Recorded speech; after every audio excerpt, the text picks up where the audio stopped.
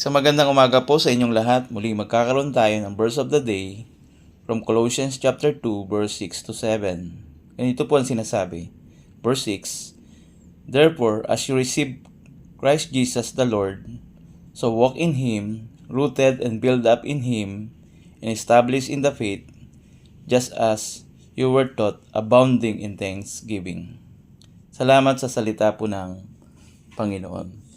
Dito sa mga talatang ito ay tinatawagan ni Pablo ang iglesia sa Colosas na balikan nila ang pundasyong turo sa kanila kung sino si Kristo bilang Panginoon na kanilang tinanggap.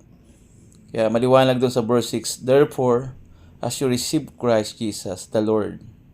Ano ang dapat makita sa bawat tumanggap sa Kanya? Una, na binanggit dito sa ating talata, walk in Him. Simulan mong sumunod dahil kung walang pagsunod, hindi mo malalakaran ang Kanyang inuutos. Pangalawa, rooted and built up in Him. Means, nag-uugat. Ibig sabihin nito ay may paglalim sa salita ng Diyos upang makapanatili na nakatindig sa turo ng Panginoong Yesus. Pangatlo, established in the faith in Him.